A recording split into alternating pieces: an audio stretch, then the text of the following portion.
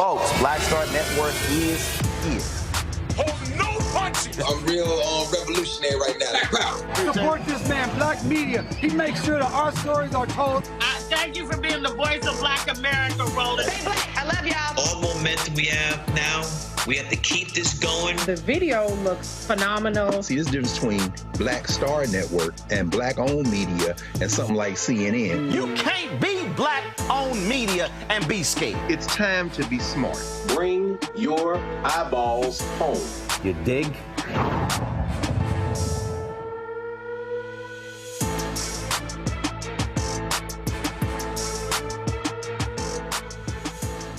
Today is Tuesday, August 13th, 2024. Coming up on Roland Martin Unfiltered, streaming live on the Black Star Network.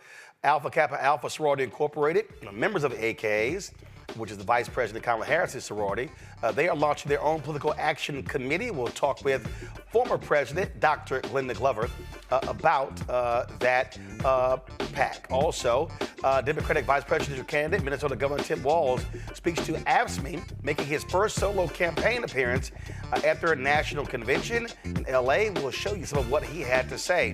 Also, Texas Congresswoman Shelia Jackson Lee's daughter says she wants to finish the job her mother started by completing her congressional term. We'll give the details of what's happened there in Houston. Also, an Ohio cop has been charged with murdering a pregnant Black woman who was accused of shoplifting. The attorney representing the victim's family will be here to join us.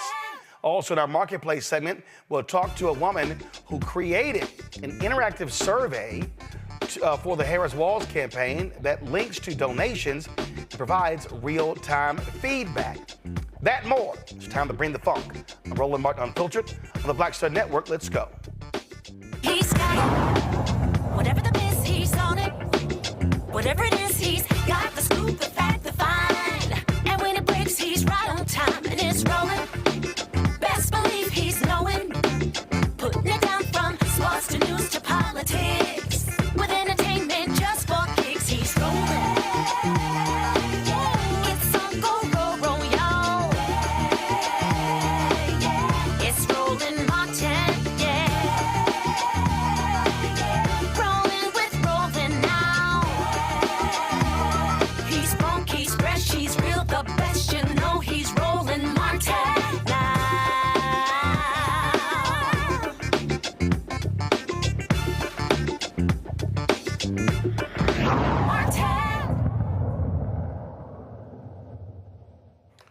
So a lot of people, when you hear about nonprofits, they assume that they cannot be involved in politics. Now, organizations cannot endorse candidates as an organization, but they can be involved in public policy issues.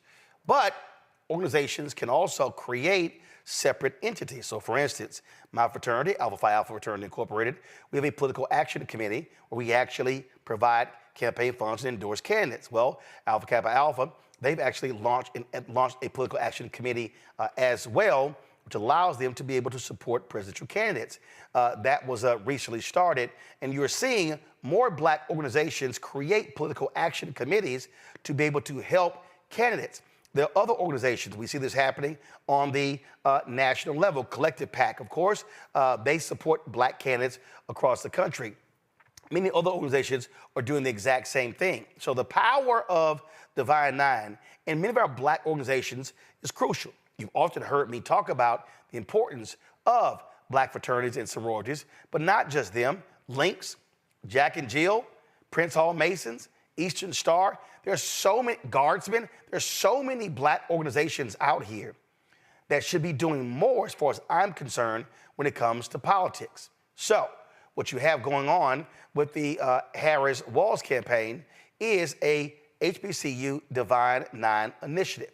That initiative is about taking all of these forces, all these organizations, the students, but also the alumni, and driving them to be involved in politics. One of the folks who is involved with that is the former president of Tennessee State University, Dr. Glenda Glover. She happens to be also former international president of Alpha Kappa Alpha, so she knows a little bit about Divine Nine. She joins us right now. Dr. Glover, glad to have you here. I've said this, and people, and I've challenged folks to disagree with me on this, that Divine Nine has what I call the most sophisticated organizational infrastructure out of all black groups. They're international, national, regional, state, grad chapter, undergrad chapter, and have initiatives going all the way down to elementary school. These groups are self-funded. Unlike most of our civil rights groups, they're not reliant upon corporate America for funds. And so what you have is a cohesive entity that is a lot different than the black church, civil rights groups, and so many others. And so how do you see galvanizing Divine Nine, galvanizing HBCU folks when it comes to this presidential campaign? I think you're on mute. Now we got you. All right. Thank you very much. And thank you for inviting me. Yes, this is an exciting time for the Divine Nine organizations and for HBCUs, particularly since Vice President Harris attended HBCU. So we're looking at the PWI campuses also. There are many black students on PWI campuses who want to be a part of this movement. So we make sure we're not leaving them out. But what we're doing is ensuring that students, faculty, staff, those who are on the campuses, and then the alumni. There's a very important alumni database that's very excited about this campaign. So we're assisting them in largely get out the vote efforts, because being nonprofits, state schools, many of them, and the organizations themselves, the Divine Nine, you really can't endorse a candidate, but we just say, let's get them out to the polls, and if you get them out there, they'll figure it out. They'll figure out who to vote for once they get there. And so we're looking at how we can engage the alums, how we can engage the students and faculty and staff of HBCUs, as well as Divine Nine alums with membership. And what I'm always trying to remind people, this is not anything new. In fact, I was on a call last night. There are some HBCU students. They want to do a call very similar to Win with Black Women, Win with Black Men, and the other calls that were done. And what we've seen is this is not just the first time. I've had to explain in national media. You had in 2020, 2022, HBCU folks and Divine Nine mobilizing, organizing around Raphael Warnock when he ran for the United States Senate, especially Alpha Brothers. You had Randall Woodfin when he ran for mayor of Birmingham. He had his Morehouse alumni and his Alpha alumni. We've seen this. Phyllis Randall in Virginia, county executive. She's a Delta. Again, tapping into that organizing infrastructure. And so you've always had this. Now the theme, though, is just keep impressing upon folks how to truly maximize all of this energy and power that we have, or what I say is unused power. Well, you said something, I think 2 or 3 weeks ago on your show, when you said that this is an election where you are competing with the sofa and the TV about getting out to vote. And that's absolutely true. So we're mobilizing. We want to do a massive voter registration and a voter mobilization, voter engagement effort to ensure that individuals go out to vote. So we're starting with the students. Tomorrow night, we're meeting with students across the country, Divine Nine leaders, HBCU student leaders, students with Divine Nine leaders on college campuses, the undergraduate and collegiate leaders will join with HBCU leaders on the call tomorrow night with the campaign and talking about voter engagement, voter registration, voter mobilization, voter education, so they can understand the power of their vote. We have over 300,000 students, HBCU students, we want to talk to at some point.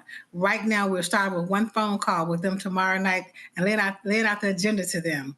And we're going to have a massive voter registration day. National Voter Registration Day is on September 17th.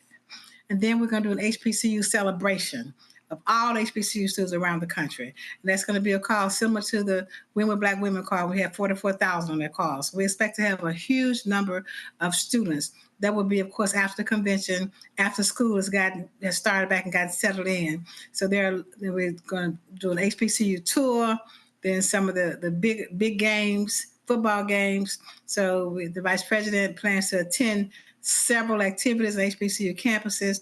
So we're really excited about the HBCU involvement, particularly the student involvement, as well as the alumni involvement.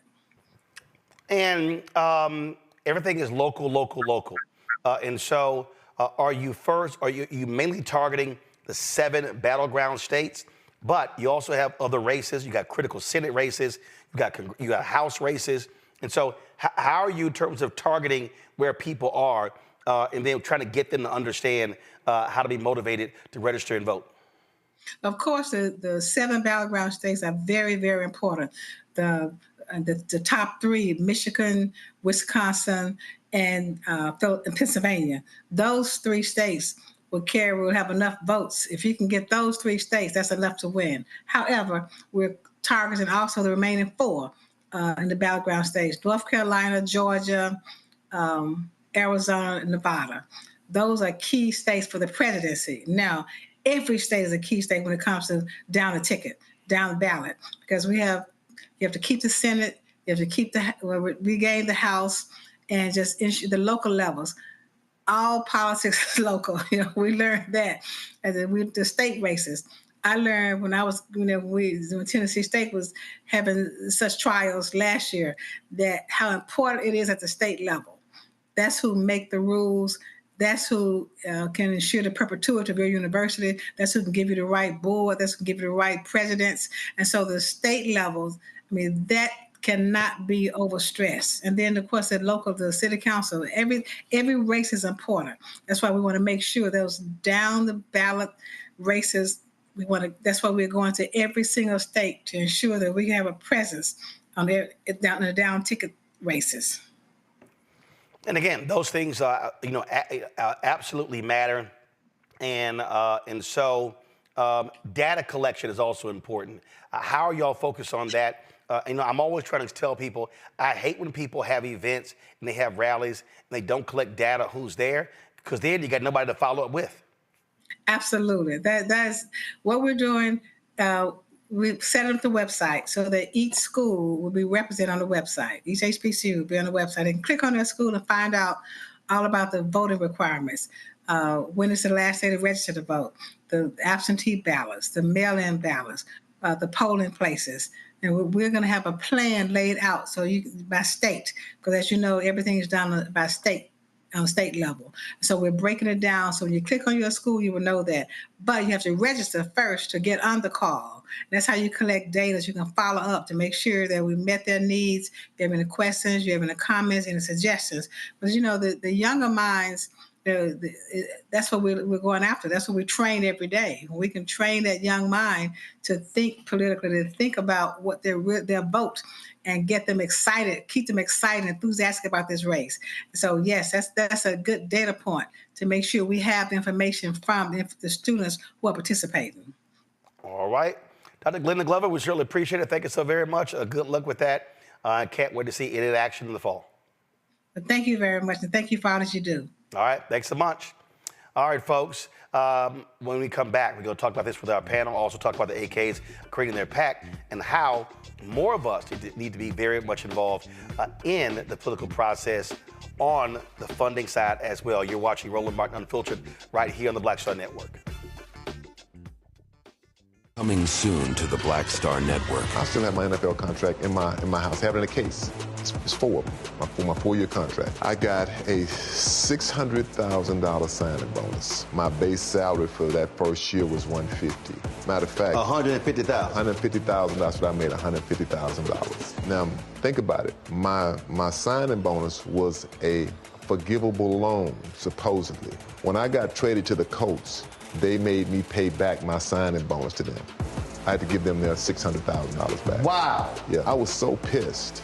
Because, I try to be a man of my word. I'm like, you, I'll give you your money back. Even though I know I earned that money, right. I gave them their money back. I gave them $600,000 back. But yet, I was this malcontent. I was a bad guy. I'm about the money. It wasn't about the money. It was about doing right. Because I looked at, because you look at contract.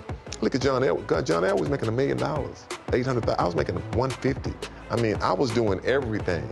And I'm like, but yet I was, I got so many letters, so I just play for free and all that kind of stuff. You don't forget that kind of stuff. Right. That stuff is hurtful.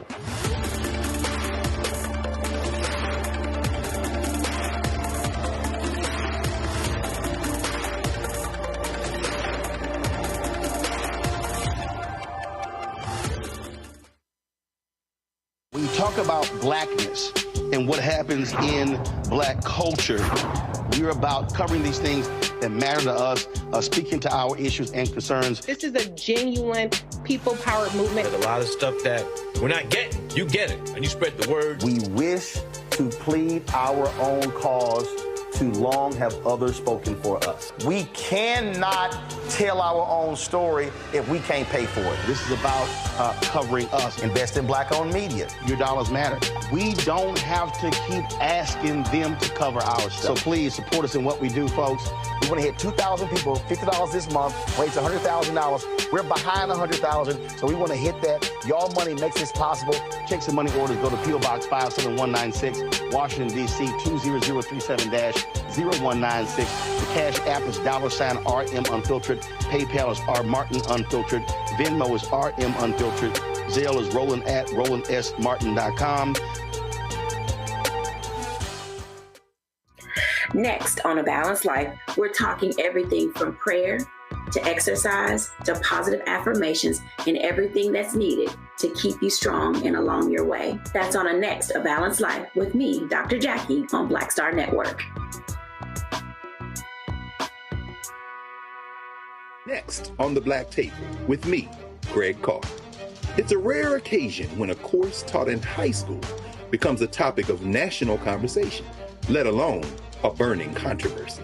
But that's exactly what happened with Advanced Placement African American Studies, courtesy of a certain Southern governor who's taking offense. On our next show, we take you inside the classroom for an up-close look at the course through the eyes of the teachers that teach it, the students that are taking it, and the communities that surround them. And so many of the kids we saw, the truth. And it just impacts those kids in such a big way. A master teacher round table on the next Black Table that you do not want to miss, right here on the Black Star Network. What's up, everybody? It's your girl, Latasha from the A. And you're watching Roland Martin Unfiltered.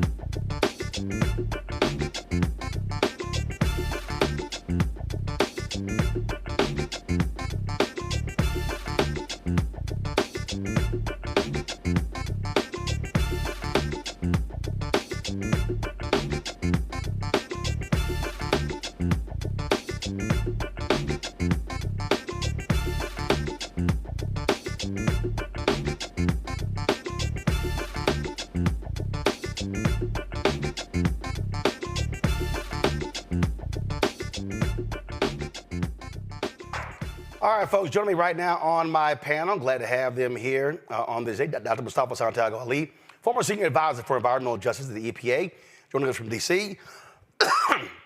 Nola Haynes, Georgetown University School of Foreign Service, joining us from D.C. as well. Dr. Larry J. Walker, assistant professor, University of Central Florida, joining us from Orlando. Glad to have all three of you here. Mustafa, I want to start with you. 2008 probably was the first major effort where African Americans began to bundle dollars, began to create political action committees. And that was with, of course, the election of President Barack Obama. You saw smaller efforts in different cities where you had Chicago, Atlanta, and others. When you talk about really, really engaging the political process, understanding PACs, how money is important, you begin to really see that in 2008. And I think ever since then, you're seeing more African Americans understand why giving matters, funding our own campaigns, and being able to impact the political process that way. Yeah, without a doubt. I mean, money is a big part of politics. And if you want to be able to play a significant role in that space, of course, our vote is incredibly important, but also being able to support the candidates that are in alignment with what your values are and what the particular needs are of the communities that you serve. So if you want to be serious about helping to frame out the direction that our country needs to go in, then you've got to be in that space. And you raised the collective PAC earlier. You know, the great work that Quentin and Stephanie has done and others has been incredibly important in supporting Black candidates, because often, if you take a look historically for folks who come from our communities and run, they had a difficult time in being able to have the dollars that were necessary to be able to mount a real campaign. So this gives us an opportunity to not only level the playing field, but to also make sure that candidates understand what our North Star looks like and what we expect from them, and also to be able to hold folks accountable. So for folks who are out there who have big organizations that they're a part of, they should definitely give consideration to starting a PAC or becoming a part of one and supporting it. You know, on that particular point there, Nola, listen, money is access and the ability to be able to get in front of candidates and speak to the issues. And that's why, and look, that's why people actually give. To the point Mustafa made, for a lot of Black candidates, they've grossly been underfunded.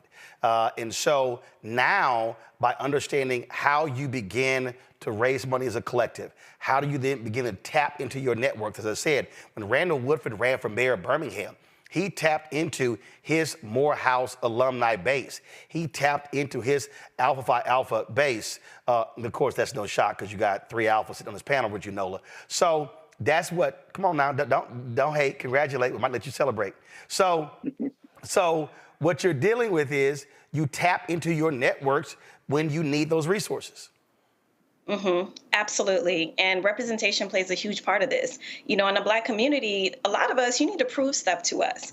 And with the Win with Black Women call, I was so privileged and honored to be on that call, the power, the energy, the momentum. So it's a combination of seeing Vice President Harris at the top of the ticket, seeing her shining and glowing and all the things, and then to see the power of the Win with Black Women fundraising, to see the power with Win with Black Men fundraising. So that momentum and actually seeing that we can see ourselves at the top of that ticket in that way, I think it's a perfect storm in a very beautiful sense that people are actually seeing how important it is for us to raise our own money to make sure that we are supporting everyone up and down the ticket. So representation, momentum, and proving to Black folks, this is how we do it. And I think it's a beautiful thing. It's a powerful thing. And I think we'll see a lot more of it. Larry? Yeah, so Roland, what you described in the conversation with Dr. Glover is the intersection of Black political empowerment and money. And as you highlighted, Roland, listen, we know everyone on the panel, you need money to run a campaign. And in many sense, if you're running for a Senate seat, you need millions and millions of dollars. So I think it's really important as we have this conversation, particularly in the context of HBCUs. Obviously, we know how many of the states you highlighted earlier are really important. I must note that North Carolina has the most HBCUs out of any other state in the country. And so making sure you tap into that network of HBCUs, but obviously Roland, we discussed the importance of Divine Nine to make sure that people feel like this is an opportunity to get VP Harris in. Also, make sure we control the Senate, switch the House, so we can get bills focused on law enforcement to address some of the issues related to law enforcement, and through the George Floyd Policing Act to address issues that have plagued the Black community for generations. Hear candidates often say, people will say, hey, man, I'm praying for you. They're like, hey, I appreciate you praying for me, but I also need you giving to me as well.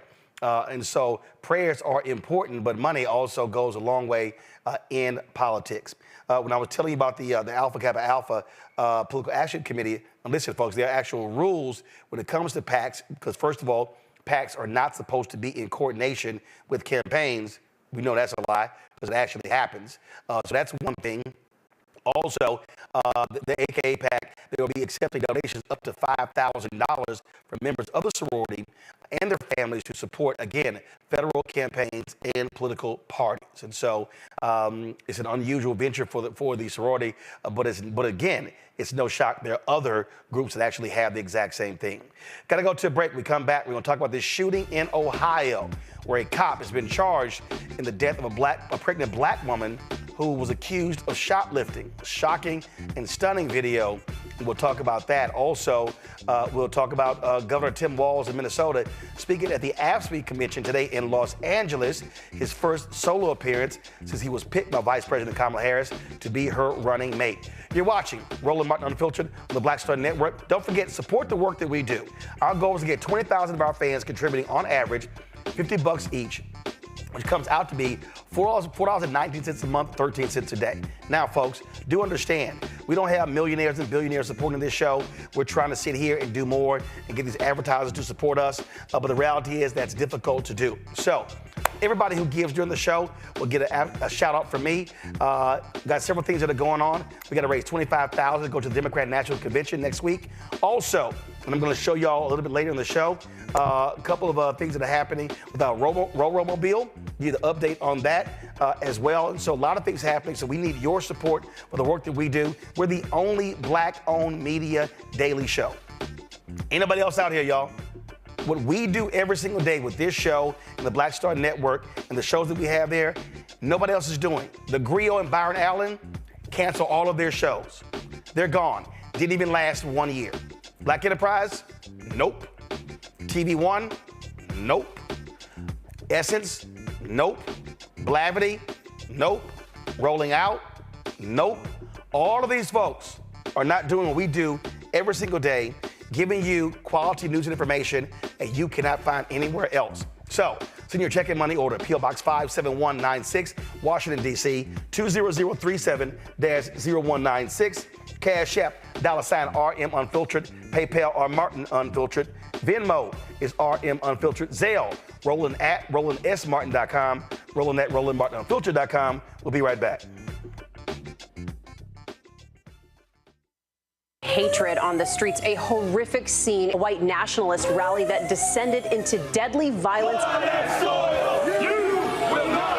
White people are losing their damn minds. An angry pro-Trump mob storms the U.S. Capitol. We've seen We're about to see the rise of what I call white minority resistance. We have seen white folks in this country who simply cannot tolerate Black folks voting. I think what we're seeing is the inevitable result of violent denial. This is part of American history. Every time that people of color have made progress, whether real or symbolic, there has been what Carol Anderson at Emory University calls white rage as a backlash. This is the rise of the Proud Boys and the Boogaloo Boys. America, there's going to be more of this. Here's all the Proud Boys, Dave. This country is getting increasingly racist in its behaviors and its attitudes because of the fear of white people. The fear that they're taking our jobs, they're taking our resources, they're taking our women. This is white fear.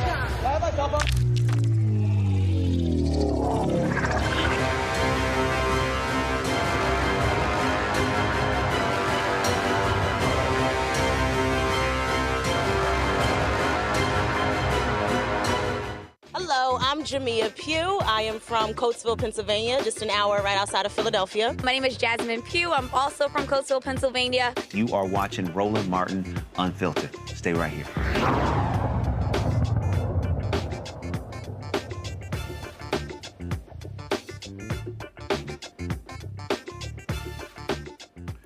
An Ohio grand jury indicted the white Ohio cop who killed a black pregnant mother who they suspected of shoplifting last year. That cop was indicted on a murder charge. Glenda Township police officer Connor Grubb is facing 4 counts of murder, 4 counts of felonious assault, and 2 counts of involuntary manslaughter. On August 23rd, Grubb and other officers responded to the report of a woman stealing alcohol from the Kroger store. Once confronted in the parking lot, Young tried to drive away, and that's when Grubb opened fire into her car. Young and her unborn child did not survive. Watch this video. Out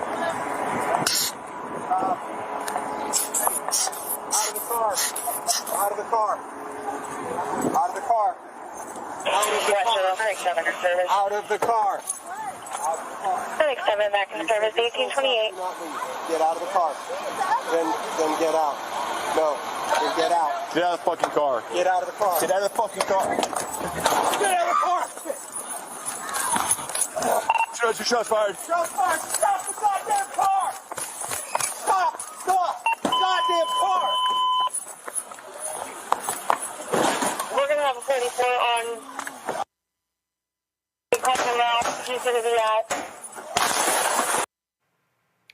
Folks, here's a second angle of that stunning, shocking shooting.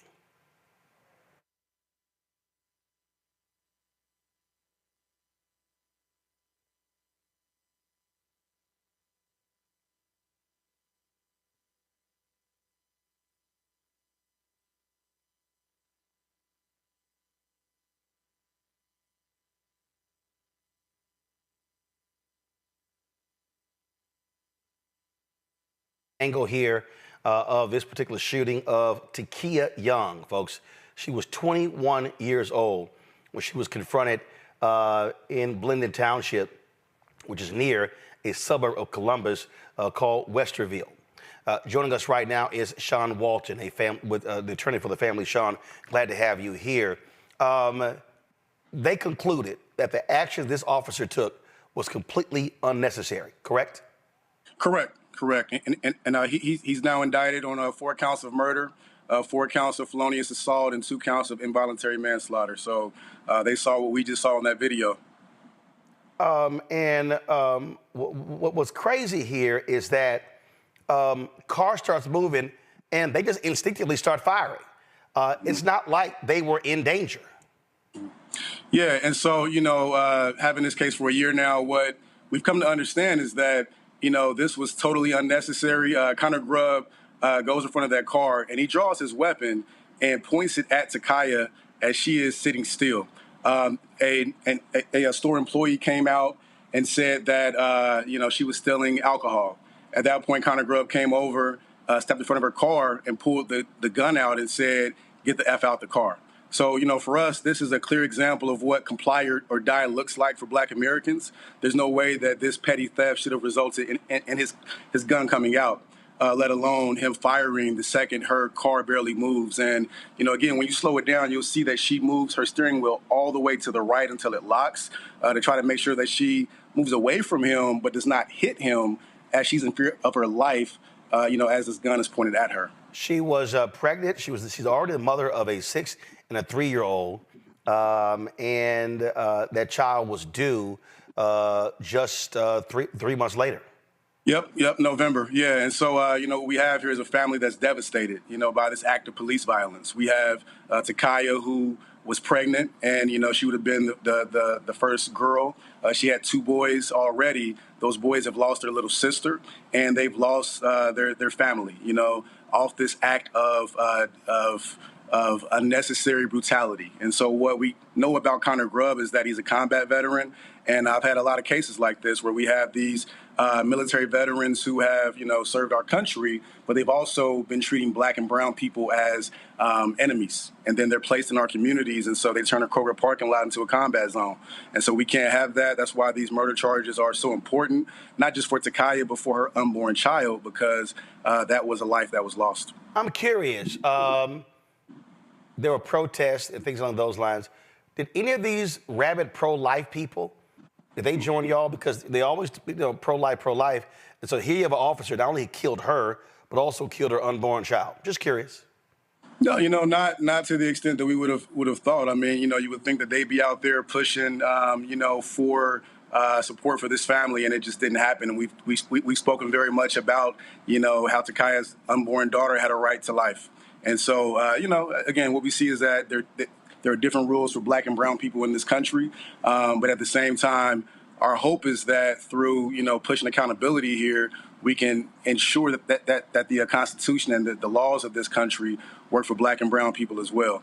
It won't bring Takaya back, but, the video is one of the worst that you'll see.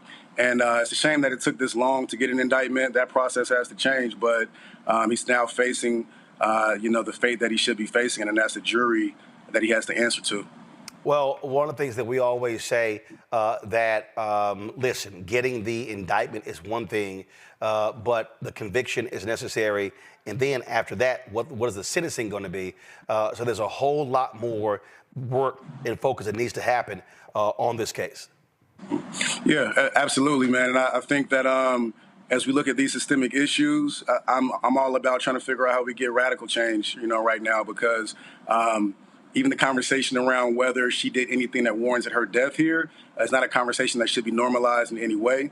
And so we have to really look at why Connor Grubb felt that he could pull his gun out in that scenario and cuss at this young girl because she looks young, and demand that she exit the vehicle, or else he was going to do exactly what he did. It didn't matter if she drove off. It's important to point out that that gun came out and the car was not in motion. He had no fear for his life. He just felt like he could be a bully with that gun, and that's what we see far too often. Indeed. Sean Walton, we surely appreciate it. We'll keep watching this case. Absolutely, Frat. Appreciate all the work you do. All right, bro. Thanks so much. All right, I'm going to go back to our panel. Larry, I want to start with you. This is the thing that we keep seeing over and over and over again. Accused of shoplifting. That's not enough to kill somebody. And that's what drives me crazy with these stories. The actions of these officers. They literally believe they can operate, act with impunity. And Roland, one of the things about it is, I know I said the last segment, talk about the George Floyd Policing Act. It just passing that bill, if we do eventually, it won't necessarily end these tragic murders of black folks, because this is rooted in racism. And we know one of the issues that black folks have when they're in encounter law enforcement is, we know, based on statistics, we're far more likely, based on an interaction with law enforcement, to end up dead. And so I think that context matters for folks understanding the fear that black folks deal with when we even see someone in law enforcement in a car walking by. But this young sister lost her life was taken from her, and the life of her unborn child. And it didn't happen. And one of the problems we deal with is aggressive cops, particularly those who see black folks and immediately think that they're a threat to their safety. And once again, this is more an inherent issue in our society. And once again, how do we deal with racism, confronting racism, and making sure people are aware of their racist views? Because we can't allow those folks who have these deep-seated beliefs to give them a badge and a gun. Because once again, we know that black folks, based on just interaction with law enforcement, are far more likely to be killed. Nola, Larry is right. And keep in mind, Donald Trump has been made perfectly clear. He wants to give cops 100% immunity, even in actions like this. Yeah, well, first and foremost, Donald Trump is a national security threat for many reasons, and that being one of many. But, watching this video, this is my third time seeing the video, and every single time I see it, the thing that strikes me is the disdain and disgust in the officer's voice when he pulled his gun. it was like he just didn't like her even existing. It wasn't because he was in fear of his life. It wasn't because he thought he was going to be ran over. He just did not like this young Black person in front of him, clearly who he just thought was beneath him. You know, like you can hear the contempt in his voice. And, you know, in my line of work in the national security community, I'm surrounded by a lot of people, law enforcement, a lot of ex-military people. And this is one of the things that they also can't stand, because this does not help them in their work when they go out into the communities. One of the main issues is distrust in the communities. How do you gain trust when things like this keep happening? To ask that young Black girl to get out of her private property, to pull a gun on her at 6 months pregnant, and to talk to her like she is a piece of crap.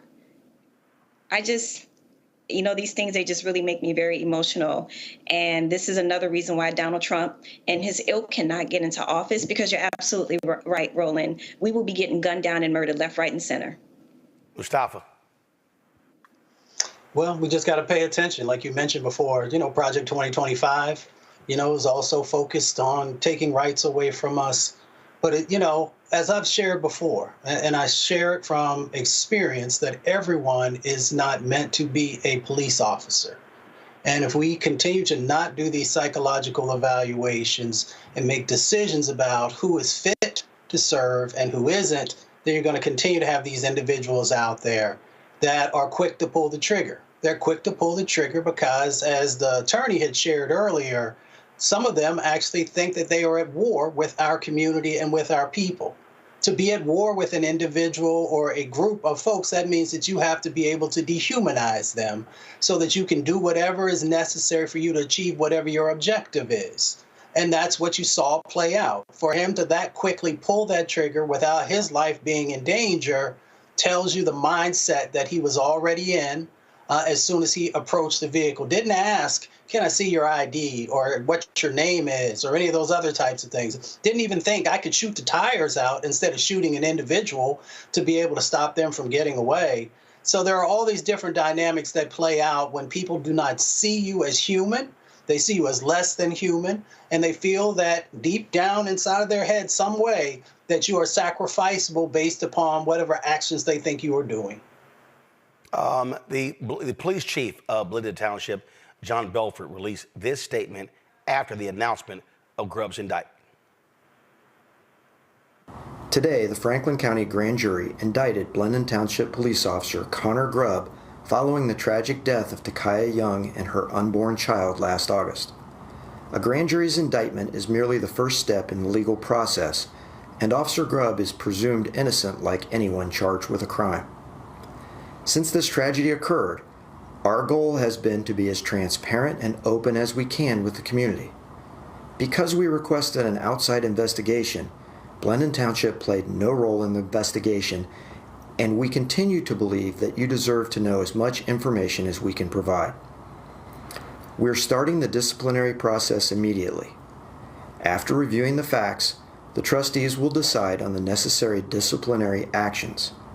Ohio law and our contract with the FOP require us to take several administrative steps before we make any decisions. I want to be very clear. We're not passing any judgment on whether Officer Grubb acted properly. We haven't seen the evidence. However, since people who've been indicted may not legally possess a firearm, the indictment against him leaves us with no choice but to immediately begin the disciplinary process. Finally, I also want to address why we're now disclosing Officer Grubb's name. The victims' rights provision in the Ohio Constitution and state law are mandatory. The law doesn't leave law enforcement with any choice on whether or not to redact the names of potential crime victims unless the victim agrees to it. We redacted Officer Grubb's name as required by Ohio law until he was identified publicly by the prosecutors after the grand jury's decision. Justice is a process, not a result. Officer Grubb is presumed innocent, and the criminal justice system will take the matter from here. Folks, the Fraternal Order Police Capital City Lodge number 9 President Brian Street, well, of course, you know exactly what he said. Capital City Lodge number 9 is deeply disappointed with the recent decision to indict Blendon Township Officer Connor Grubb. The grand jury process does not include a presiding judge or defense attorney. Prosecutors are free to present whichever evidence they deem fit. However, this discretion can sometimes be misused, leading to politically motivated indictments, which are highly concerning. The integrity of our legal system depends on unbiased and fair prosecutorial practices. Politically driven charges undermine public trust and compromise the pursuit of justice. We stand firm in advocating for an impartial justice system that focuses on truth and facts, not politics. I'm not reading the rest of that bullshit. Here's the whole thing here. When you see that kind of crap like that, what they're saying is, oh, we want the DA to do this in our cases, prosecute. Oh, as one of us, oh, the system is unfair. This is not impartial justice. Shut the hell up. Yeah, so, I want to say two things, and something that Mustafa said, something I thought about also, about why not shoot out her tires if you thought that there was a level of danger. But two quick points on what you just said, Roland. The man reading that statement, it was so dry. It was so impersonal. There was no sort of authentic engagement with the community, a community that is reeling from yet another senseless Black death. And that's part of the problem, right? And then you go to the statement that you were reading, something, again, that is impersonal, and making sure that the goal of the statements are to say, that the officer is not yet found guilty. So we need to make sure that, we're not prosecuting him in the eyes of the public. Not too much on the Black girl who was killed, but making sure that this officer isn't prosecuted in the eyes of the public. And we all saw that video where he put that gun on that young Black girl because he just didn't like her. So, this is maybe an issue that I should just stop right here talking about because I might get myself in trouble. But this has got to stop. This has got to stop. And hopefully it will, but unfortunately it hasn't. All right, folks, so tight 1 second, going to a break. We come back. Minnesota Governor Tim Walz talks to AFSCME, the National Convention in Los Angeles. In his first solo appearance, is being picked as the VP running mate with Vice President Kamala Harris. We'll show you some of what he had to say next on Roland Martin Unfiltered on the Black Star Network. Next on A Balanced Life, we're talking everything from prayer to exercise, to positive affirmations, and everything that's needed to keep you strong and along your way. That's on a next A Balanced Life with me, Dr. Jackie, on Black Star Network. On the next Get Wealthy with me, Deborah Owens, America's Wealth Coach, Black Americans have 1/10 the wealth of their white counterparts. But how did we get here? It's a huge gap. Well, that's why we need to know the history and what we need to do to turn our income into wealth. Financial author and journalist Rodney Brooks joins us to tell us exactly what we need to do to achieve financial success. You can't talk about why we are, as Black people, where we are, unless you talk about how we got here. Bridging the gap and getting wealthy, only on Black Star Network.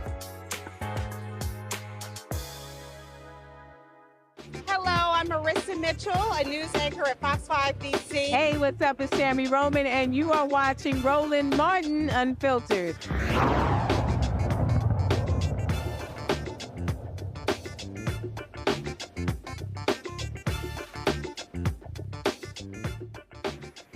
All right, folks, today in Los Angeles, Minnesota Governor Tim Walz actually was speaking at the AFSCME Commission, the American Federation of State, County, Municipal Employees. This was his first solo speech since he was picked by Vice President Kamala Harris to be her running mate on the Democratic side. Of course, you see right there him embracing Lee Saunders. Lee, of course, my alpha brother. He is the president and CEO of AFSCME. And of course, the cable networks did not cover this. No shock. If Donald Trump was speaking, they would. But that's why we have black-owned media. And when you own it, you can do what you want to do. So here is some of what he said. We also live streamed his speech on the Black Star Network. So if you want to see the whole speech, go to our YouTube channel or go to the Black Star Network app. Let's roll it. You know, you can tell a lot about people in their personal lives. He spent a decade stiffing service workers from dishwashers, waiters, and carpenters on his own properties to enrich himself. As president, he cut overtime benefits for millions of workers, and he opposed any effort to raise the minimum wage. That's all you need to know. You don't have to ask twice. We know who they are. A guy who goes to Mar-a-Lago, and this is a direct quote, he sits there and tells his friends, "You're rich as hell and we're going to cut your taxes." I believe him when he says that. But he also turns around and tells workers their wages are too high. I keep bringing this up. Who do you know who's asking to cut taxes on billionaires while stiffing working people? I don't know anybody. And I'll tell you what, I think there's a lot of people think that they're on his side or voting for him, that when you put it to them like that, they start thinking things differently. This is where we need to talk to our neighbors. We need to engage. And I'll tell you, his running mate, I don't know if that was a value add to this campaign or not, but he's one of 4 senators, 4, that has never cast a vote on a pro-worker bill in his life. Not once. A stop clock's right twice a day. This guy can't get it right once. Not once for workers. And by the way, these guys are even attacking me for my record of service. And I just want to say, I'm proud to serve my country, and I always will be.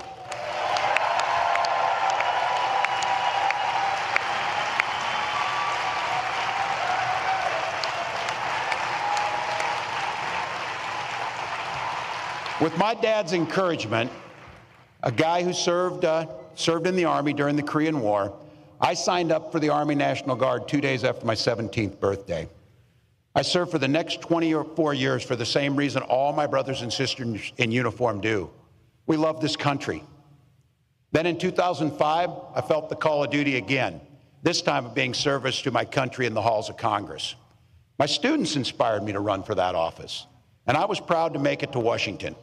I was a member of the Veterans Affairs Committee and a champion of our men and women in uniform. I'm going to say it again as clearly as I can. I am damn proud of my service to this country.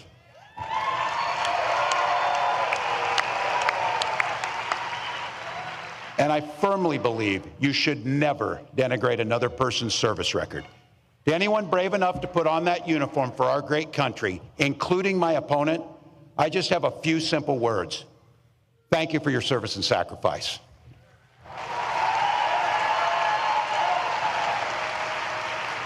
But look, it's not what they've done that we should be concerned with here today.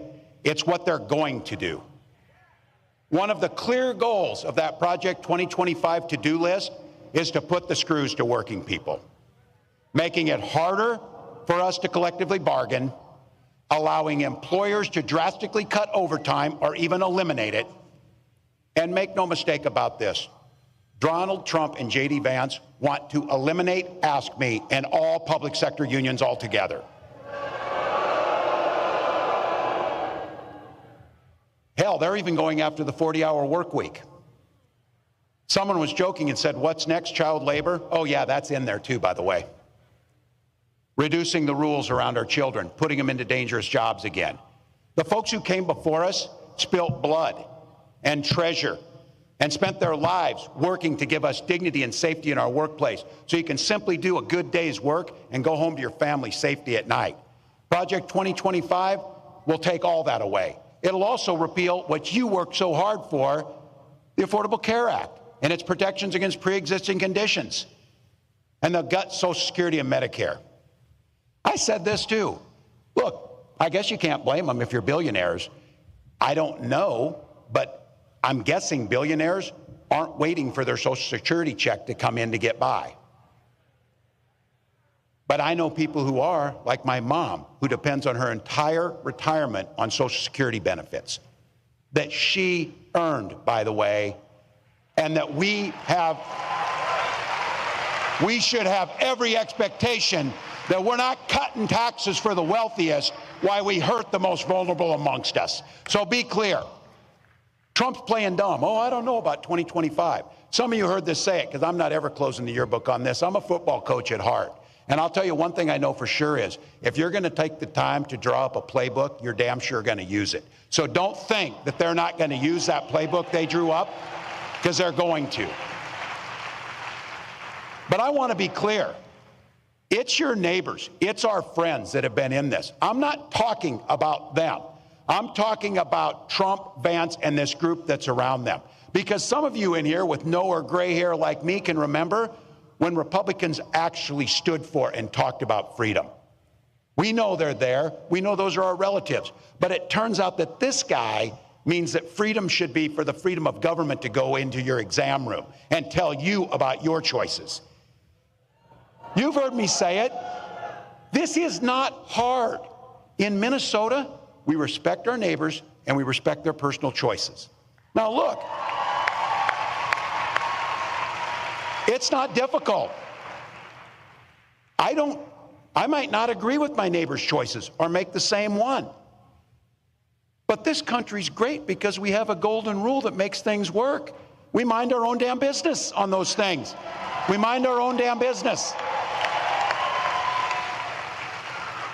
Why would you think I need your advice to tell me what books I can and cannot read, or when to have a family or how to have a family, or what religion to worship, or how to organize?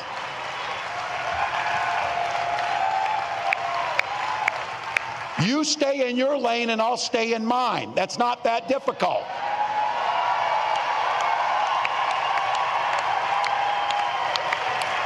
So be clear. You watch our next president as she comes out on stage and she comes out to a song about freedom. When she's talking about freedom, she means you're free to make your own health care decisions. You don't need us. You don't need us. And as a school teacher, I'll tell you what, children should be free to go to school without worrying about being shot dead in their classrooms.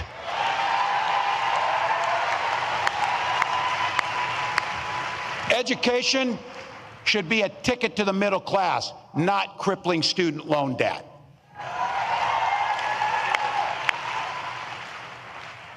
Here's the thing. We don't have that long to go here, but think about the future that we can create. We know what the past is. We know what these guys are going to do because they wrote it for us. Convenient of them to write it in Project 2025, so we know that. That's not the future we want.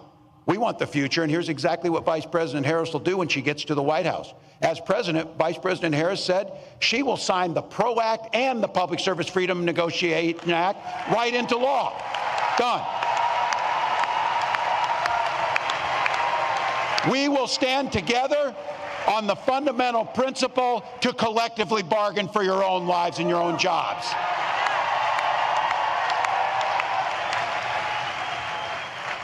And we believe in fairness. That's what we believe in. That's why corporations can start paying their fair share, and that's how it works. At the same time, what we did in Minnesota is lower taxes for the working folks, and we have the fairest tax system in the country, and things work out pretty well. We can protect Social Security. And something we did, and I want to thank, I know they're in here, my Minnesotans who are in the House. It was AFSCME that put into place the most generous paid family and medical leave in the country in Minnesota.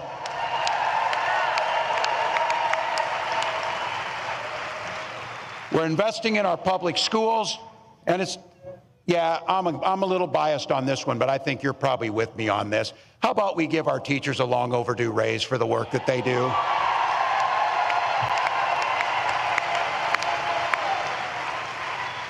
All right, I know you've heard these speeches, big order, optimistic or whatever.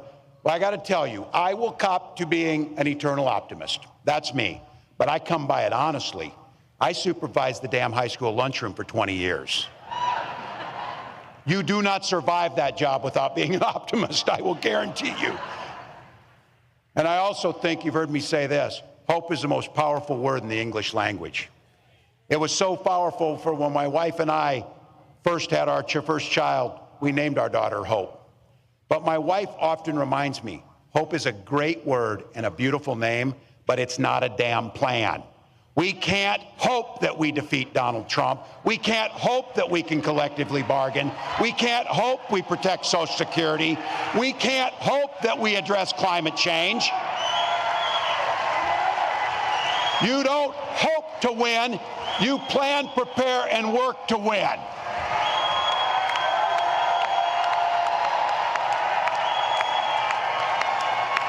Look at this place. This place is filled with people who like hard work. These are people who get up and enjoy hard work and know how to get it done. So what do you think? A room full of 1.4 million AFSCME members, and this room here, how many voters do you think we could turn out in an hour? How many friends can we bring to the polls? We got over 4,000 people in this room. We won states by less than 10,000 votes in some cases. And I don't know about you, and I know it. This is going to be a close, tough race. It is going to be a tough one. But if each of us does an extra shift, an extra hour, a little bit more, we get to wake up on that morning after the election and know that the work we did transformed the lives for millions, transformed generations, impacted the world. Ask me. That's how it happens. That's how it happens. That's a plan. That's how the hope turns into the reality, turns into improved lives. It's just like that. We organize, we donate, we volunteer. Look, I've been around you people. I know the jobs you do. I know what this president does, because I thought you had to register to vote in Minnesota. You were out there so much for me because you were living there. You turn elections. You turn lives. You negotiate contracts. You press legislatures to do the right thing.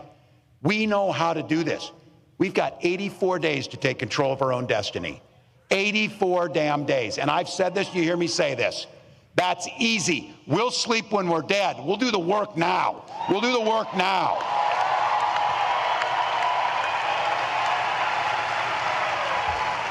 And you do it for the most beautiful and selfless reason, because you believe in the very soul of your being that you believe in the promise of what America can be. You believe we can all enter the middle class. You believe we can all have dignity. You believe we can all thrive. But you know what? We got to fight. Because as the next president of the United States says to me often, when we fight, we win. When we fight, we win. When we fight, thank you, AFSCME. I think what you're seeing here, Larry, Governor Tim Walz is driving these Republicans crazy because they're so used to pigeonholing Democratic nominees. And so here you have somebody, veteran, they're trying to swift boat him. It ain't working. Listen, loves guns, loves to hunt. Oh, damn, a little hard to hit him on that one. Then, of course, teacher, coach. When you talk about that sort of resume, and he is coming off in many ways as just a regular guy. They can't try to hit him with, oh, he's a East Coast, West Coast, Hollywood elite. None of that stuff works. And that's why I think this pick was awesome. I know so many people wanted Josh Shapiro, the governor of Pennsylvania, but I love how by Vice President Kamala Harris picking him, it's driving them up the wall.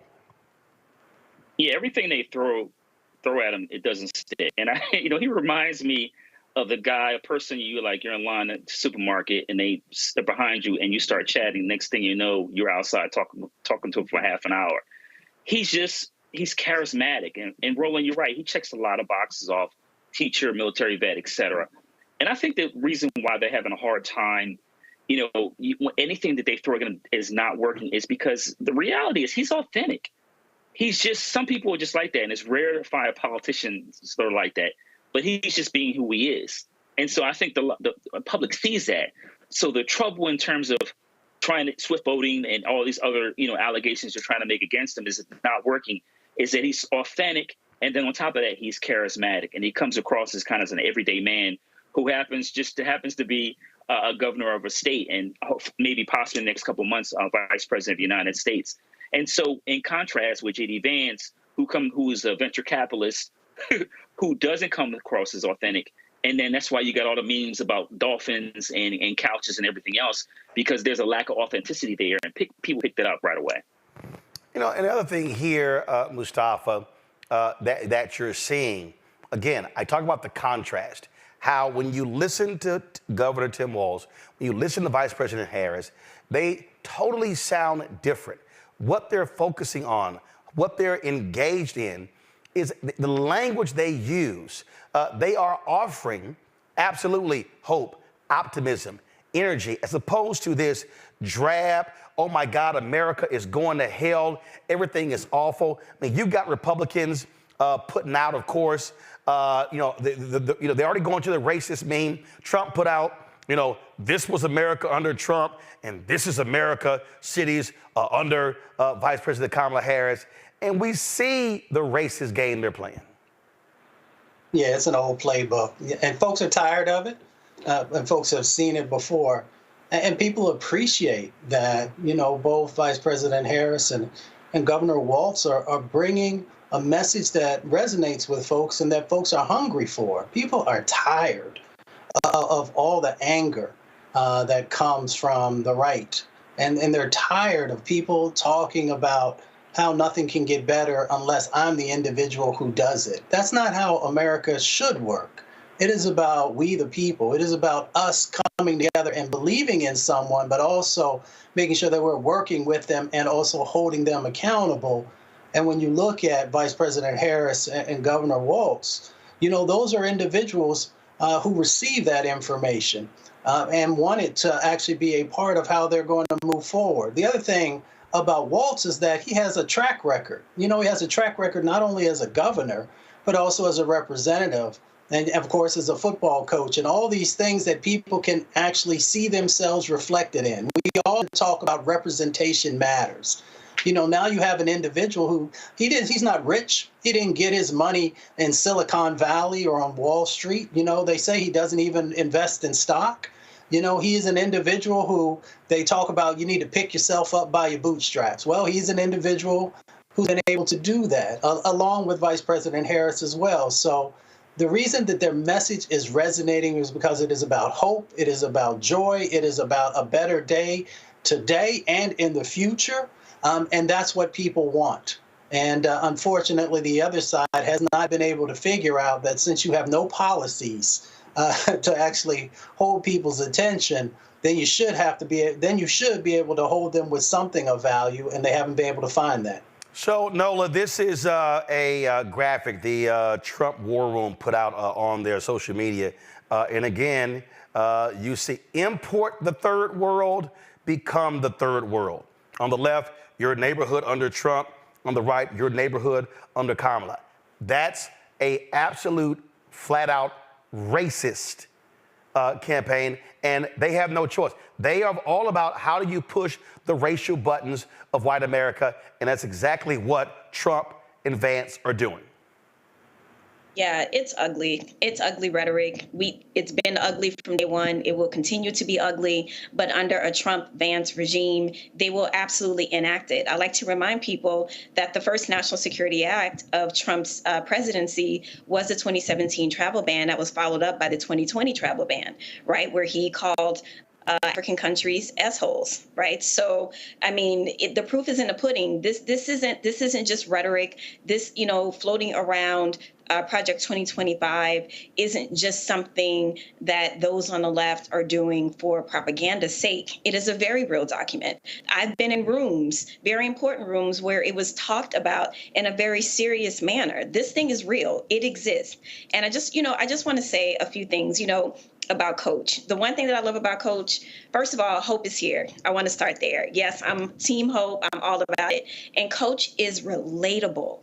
And that's the thing with the magic with him and VP. They're both relatable. You know, I love the way that VP leans into her HBCU education. And I also love the fact that she came from UC Hastings Law School in California, you know, because that's like a lot of the homies went to Hastings, you know what I mean? So there's a level of relatability that people feel because it's authentic, it's relatable, they feel the passion. And what the other side wants, people talk about this return to 1950s. I'm going to go back further. They want the Gilded Age back. They want to live in these fantastical mansions where just a few families prosper, and to live that Aristotelian ideal where you have to step on the backs of the underrepresented in order for you to live that ideal life that requires free labor or paying little to nothing for that labor. Let's be very clear about this vision.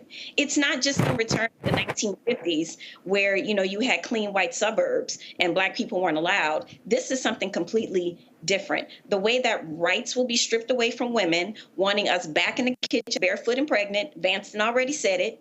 This is something grotesque. It is something perverse, and it is not going in the right direction. This is not progress. And I'll just say, you know, I think about Project 2025 through three lenses: as a woman, as an educator, and as a national security expert. And that document, make no mistake, is destabilizing to the entire country. It is a national security risk, just like Trump. I don't know that much about Vance. I saw something about a couch. I don't know. But, you know, all I'm saying is, you know, we gotta do what needs to get done, and hope is here, and I couldn't be more excited. Indeed. All right, folks, hold tight one second. But before we go to the break, Cincinnati, I will be with you on Thursday at the Black Family Reunion. That's right. I will be in Cincinnati. Of course, the Black Family Reunion celebration was founded by the National Council of Negro Women in 1989 to celebrate and recognize the strength of the African-American family throughout the nation. I'm gonna be at, here's the location. I'm gonna be at Corinthian Baptist Church, 1920 Tennessee Avenue in Cincinnati. The event begins at 7 o'clock, so I look forward to being in Cincinnati again on Thursday for the Black Family Reunion. So look forward to being there. I'll broadcast live the first hour while I'm there, and then, of course, then I go speak, which will also carry on the Black Star Network. All right, folks, got to go to a break. We come back more on today's show. Don't forget, support us in what we do as well by joining our Bring the Funk fan club. Send your check and money order to P.O. Box 57196, Washington, D.C., 20037-0196. Cash App, $RM Unfiltered. PayPal, R Martin Unfiltered. Venmo is RM Unfiltered. Zelle, Roland@RolandSMartin.com. Roland@RolandMartinUnfiltered.com. Let me shout out Justin Blakeney, Michelle Cheek, Deidre Swindale, Arnold Tillman, William McKinnon, Martha Johnson, Claudia Douglas Smith, Celia Richardson, for all giving or doing today's show. If you want to support us as well, folks, please join the Bring the Funk fan club. Again, Cash App, $RM Unfiltered. PayPal, R Martin Unfiltered.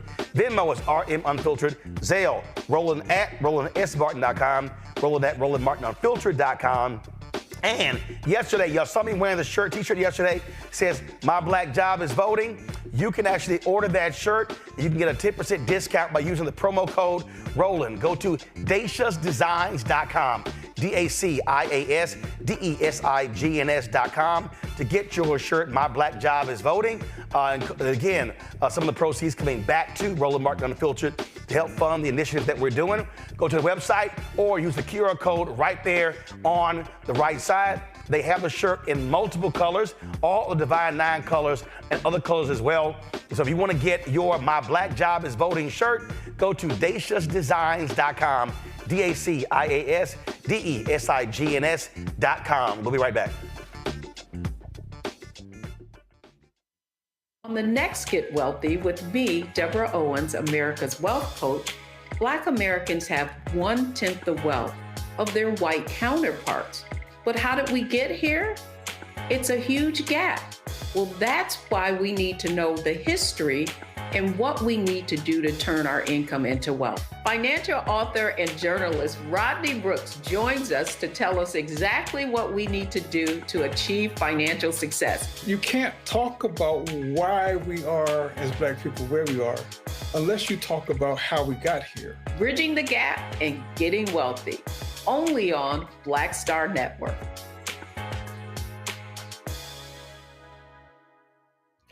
Next on A Balanced Life, we're talking everything from prayer to exercise to positive affirmations and everything that's needed to keep you strong and along your way. That's on a next A Balanced Life with me, Dr. Jackie, on Black Star Network. Hey, yo, what's up? This is Mr. Dalvin right here. What's up? This is KC. Sitting here representing the Jodeci, that's Jodeci, right here on Roland Martin Unfiltered.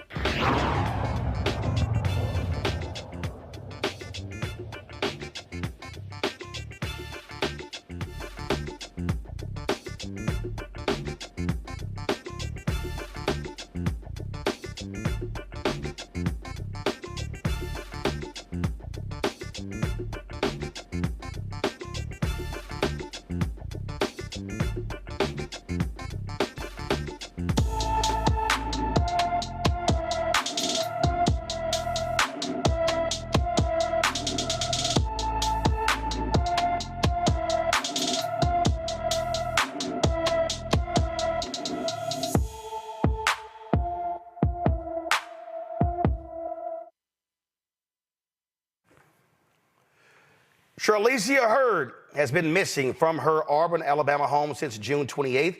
The 16-year-old is 5 feet 4 inches tall, weighs 120 pounds with black hair and brown eyes. Anyone with information about Charlicia Hurd should call the Auburn, Alabama Police Department at 334-501-3100, 334-501-3100. Folks, the daughter of the late Congresswoman Shelia Jackson Lee wants to complete her mother's congressional term. Erica Lee Carter posted on social media announcing that she wants to finish what her mother started. Now, of course, Congresswoman Shelia Jackson Lee passed away 3 weeks ago, and her daughter announced she wants to finish her term. So let me explain what's happening in Houston. So there are going to be actually two elections. There's going to be election to finish the term of Congresswoman Shelia Jackson Lee, which ends, the 118th Congress, which ends in January, before the new Congress is sworn in. Then you have the new 2-year term. Now, Sylvester Turner, former mayor of Houston, he announced that he was running. Now, what's interesting is that the children of Congresswoman Shelia Jackson Lee announced they were endorsing him for the seat. Well, now the daughter is running. So, again, that's what's going on there. Now, the way what's happening is the precinct chairs in Houston, there are 88 precinct chairs. They in the district, they will determine who is going to actually be on the ballot to run against the Republican running.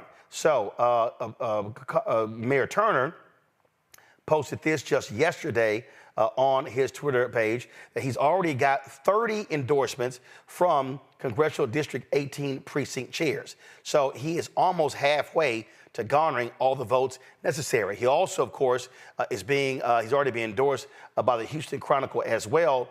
And in the interview with him, he also gave an interview where he said that he wants to be a transitional leader. He does not want to serve in Congress more than 2 terms. He wants to be a bridge between his generation and the next generation. The reason I think this is interesting when you look at this, and so, you know, again, people were texting me, Nola, like, oh my God, what's going on? I thought the children endorsed what's going on. And so I haven't reached out to Mayor Turner, but his focus is really on the 2-year term, not the final 3 months or whatever. But that's really not going to be, the decision is really going to be up to those precinct chairs. But I do think it is smart. He's hugely popular, 2-term mayor. Before that was in the Texas legislature for 27 years. And I do think it is important to be able to have someone with his experience, as he said to the Houston Chronicle, he already knows all the political players at HUD in the various departments to bring resources back to the district. And what it does is it allows for the grooming of the next generation. I'll be honest, there were many people who were very critical when Congresswoman decided to run for mayor of Houston. Several younger folks dropped out. Chris Hollins was one of them. She ended up running, losing by 30 points to now Mayor John Whitmire. You know, a lot of people were problematic with that. And I do think it is important for one generation to set up the next generation when it comes to public office. I agree with you. You definitely know more about this particular race than I do. I will say, you know, when she died, that a lot happened that weekend, and I'll never forget it because I was outside with a lot of people that knew her, and it was a profound moment, you know, for the community. And it was the same weekend that POTUS decided to not run and then endorse VP. So that in and of itself was a historic moment. And so in terms of this race, I think one of the things that popped into my mind is this. I take your point about wanting to be a transitional congressman, but at the same time, wouldn't the daughter be that figure, or am I misunderstanding? Well, it comes down to, I mean, listen, if you had to compare resumes, the daughter of Congresswoman Shelia Jackson Lee does not stack up to Mayor Sylvester Turner. It doesn't. Okay, so then in that sense, she's basically running on the legacy of her mom, right? Yeah. Well, and remember, she's not running for the two. You got to remember, she's not running for the 2-year term. She only wants to serve out the remaining of her term left, which essentially is now through January. Right. So I understand those dynamics. I guess I'll just say this. I would hope, because I think it's important to have her legacy continued. And I would hope that they would be able to find some sort of way where she could be part of the political process and maybe get some of those things on her resume and not just completely, you know, discount her because her resume doesn't stack up against the mayor's. So hopefully maybe there's a way that they can come together and maybe figure out a way where she can be involved in a political process, because I'm sure a lot of people in the late Congresswoman's district would like to see that legacy continued.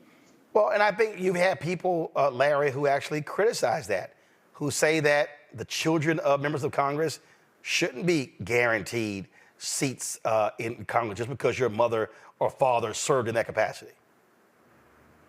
Well, you know, Roland, you know, I'm a former staffer, Hill staffer, and listen, it's been going on for a long time, for generations. And yeah, you know, there are a lot of people who agree, you know, make the point that nepotism shouldn't determine who has a congressional seat. I got to tell you that, you know, I saw this, you know, the release comments from, you know, former Congressman Jackson Lee's daughter, and I was a bit confused about what was going on here, particularly as you said that they had already endorsed Mayor Turner. So I'm not really clear about what's the family dynamics, politics involved in that. Another point I do have to highlight, to be fair, Roland, the legislative calendar between now and, you know, when a new Congress is going to be sworn in, there's not that many days left because it's an election year. So, but obviously she has the right to you know, if she wants to finish up her seat. But I think, as you said, you know, Mayor Turner has been around for a long time. And certainly, like you say, he knows all the stakeholders, not only in the state, but some of the, you know, people at the federal level. So he certainly would make a great, you know, representative for the district. And also, I like the fact that he talked about being a transitional leader. Too often in our, not only in the Black community, but generally politicians, you know, even someone moving mayor to member of Congress want to hold on with positions to too long. And so I was glad to see he sees himself as a transitional leader. You know, but one of the things that often happens, Mustafa, is that, you know, we have folks who serve in positions for 20, 30, 40 years, and they don't necessarily groom the next generation. You've got Amanda Edwards, who ran against Congresswoman Jackson Lee, who lost in the primary. She's run for several other positions and served one term on the Houston City Council, who's running as well. I believe a former state representative, Jarvis Johnson, is also throwing his hat in the ring as well. So it's a whole lot of action going on here. But this is one of the things that I do think is important when we're talking about how do you continue Black power. you have to be creating a bench. You have to be identifying people who want to serve. But what it also means that sometimes folks actually leave office as opposed to die in office. I'm not specifically just talking about Congresswoman Shelia Jackson Lee. I'm just speaking, holistically. That's also one of the problems because, listen, she passed away at the age of 74. A lot of times when they say, hey, wait your turn, sometimes that person is going to be in their 50s before they can actually serve. A lot of times you want younger leadership but here's the other deal. Congress, as Larry knows and you know, and Noah knows, it's all about seniority. So seniority matters. And so people always talk about, man, we need younger folks involved, not realizing that the system that's set up is actually designed for seniority. So if you're in your late 60s, 70s, and 80s, you've been there 30 years, you've accumulated a whole lot of power and a whole lot of chips that you can use. Well, you hit it on the head. It is about systems change. And we know how difficult systems change is just in everyday life, let alone on Capitol Hill, where, as you said, time equates to power. I used to work for, John Conyers, who was chairman of the Judiciary Committee. And I love him to death. He was there for a very long time and understood by being there that it gave him the opportunity to play a critical role. As we take a look at this next set of opportunities that are in front of us, I had a conversation earlier with a strategist about succession planning. And how do we actually make sure that becomes a reality inside of our community so that we have that deep bench that you had mentioned before? And that means that some of the ego needs to get left at the door. That also means that we've got to properly prepare folks to be able to move into these positions. But even before you get in there, that you make the right moves so that you have the skill sets and capacity that's necessary. And that's not just on the legislative side of the sort of agenda, if you will. It is really understanding these dynamics. How do you raise money? How do you not get caught up in some of the traps that we know that are out there for folks inside of our community and outside of our community? There are all these different dynamics that are a part of succession planning and making sure that we are helping the next sets of generations to have what they need, both the skills and the opportunities and the resources. And that means that if we're going to be serious about that, then folks are going to have to fund that. And we're going to have to make sure we get the right individuals who actually walk these halls and bend down these processes to become a reality. But it means that we've got to create space to make sure that people are ready. Indeed. Folks, let's go talk about Minnesota, where a white state trooper who killed a black motorist could be back on the job very soon. Ryan Longren was cleared in June of second-degree murder charges, the death of Ricky Cobb II during a 2023 traffic stop. Longren was charged with second-degree murder after shooting and killing Cobb on the morning of July 31st, 2023. Troopers had pulled Cobb over on Interstate 94 in Minneapolis, saying the lights were out on his car before learning Cobb was wanted for violating a domestic no-contact order in another county. Troopers ordered Cobb out of the car, but he started to drive away, and Longren shot the man twice. He claimed he feared for his life, of his partner, and said Cobb was reaching for his state-issued pistol. Now that he no longer faces charges, Longren can be reinstated as a state trooper and must complete additional training. Keep in mind, the prosecutor wanted to charge him, but Governor Tim Walz said he would have removed the prosecutor had they moved forward with that. Got to go to a break. We'll be right back. Roland Martin Unfiltered on the Black Star Network. Coming soon to the Black Star Network. I still have my NFL contract in my house. Having a case. It's 4 of them for my 4-year contract. I got a $600,000 signing bonus. My base salary for that first year was $150,000. Matter of fact, $150,000. $150,000. That's what I made. $150,000. Now think about it. My signing bonus was a forgivable loan, supposedly. When I got traded to the Colts, they made me pay back my signing bonus to them. I had to give them their $600,000 back. Wow. Yeah, I was so pissed. Because, I try to be a man of my word. I'm like, you, I'll give you your money back. Even though I know I earned that money, right. I gave them money back. I gave them $600,000 back. But content. I was a bad guy. I'm about the money. It wasn't about the money. It was about doing right. Because I looked at, because you look at contract. Look at John Edwards. John Edwards was making $1 million, $800,000. I was making $150. I mean, I was doing everything. And I'm like, but yet I got so many letters,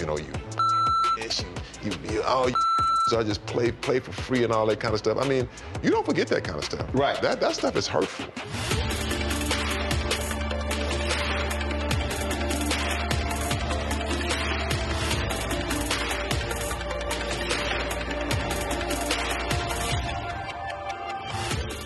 What's good, y'all? This is Doug E. Fresh, and you're watching my brother Roland Martin Unfiltered as we go a little something like this. Hit it. It's real.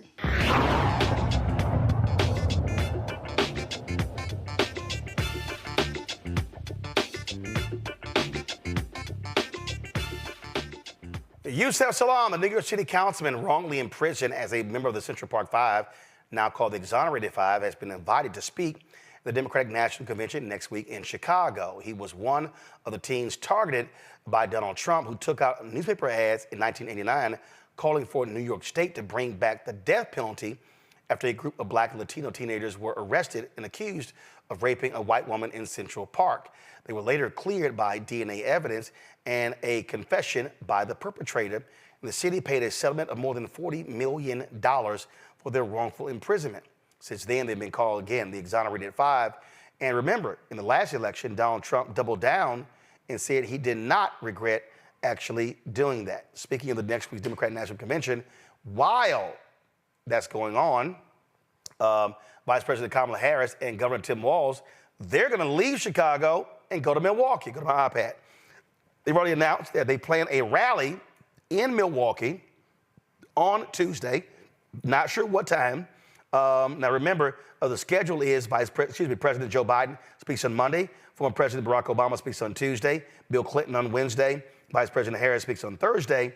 But according to the New York Times story, Harris and Walz they plan on holding a rally in Milwaukee. Here's why that is important, Mustafa.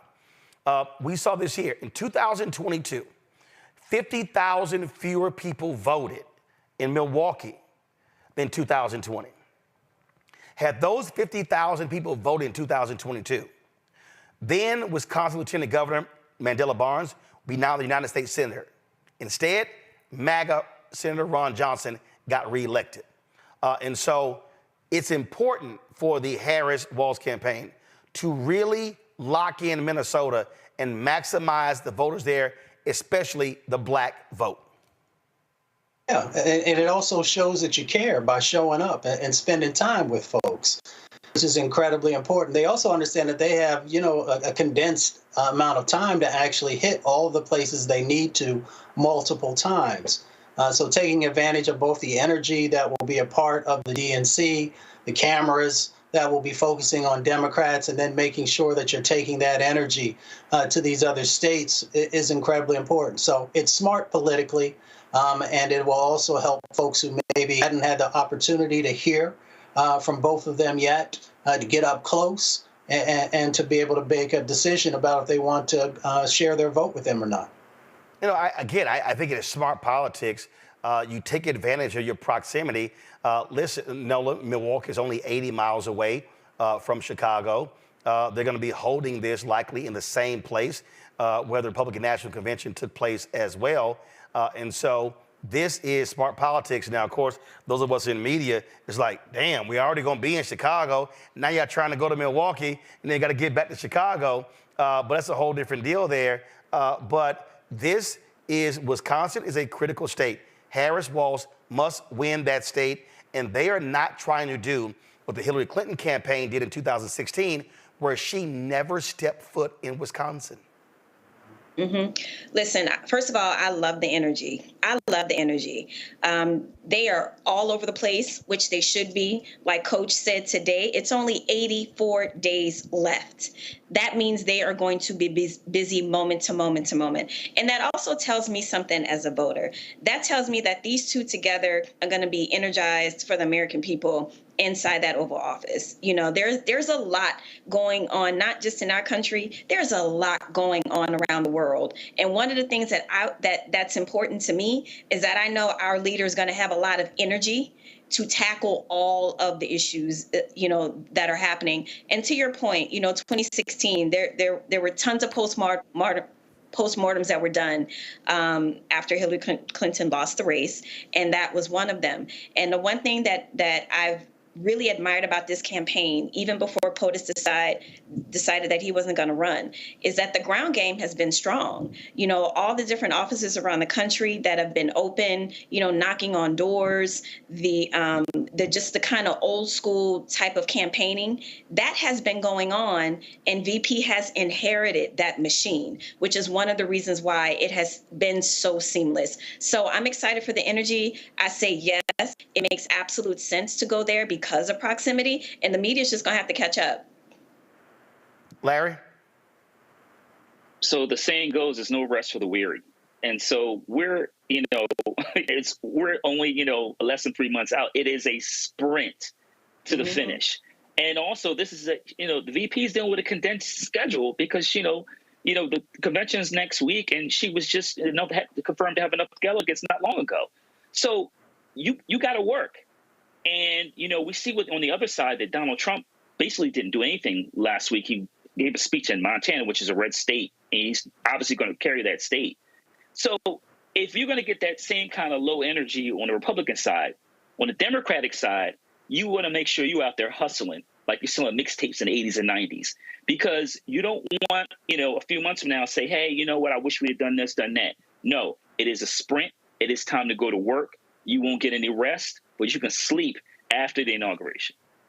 And not only that, so Thursday, Vice President Harris is going to be with President Biden in Milwaukee. On Friday, she travels to Raleigh, North Carolina, where she's going to be unveiling some of her economic proposals. They were supposed to be in Raleigh last week, but those tropical storms that were all over the East Coast, that rain was just sitting on top of the Carolinas, kept them from having that event there in North Carolina. So that's what's going on. So it's going to be pretty interesting, again, having Harris-Walz holding a rally in Milwaukee next Tuesday, the same time Democratic National Convention is happening in Chicago. Speaking of that, folks, we're going to be live in Chicago all week. Our team arrives on Sunday. Beginning Monday, we're going to be broadcasting every single day from 6 p.m. to midnight. Folks, y'all don't have to waste your time watching those other networks. Y'all already know you ain't going to see any black people.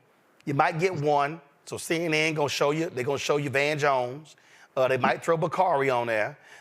So MSNBC, you know, you're probably going to see Joanne Reed.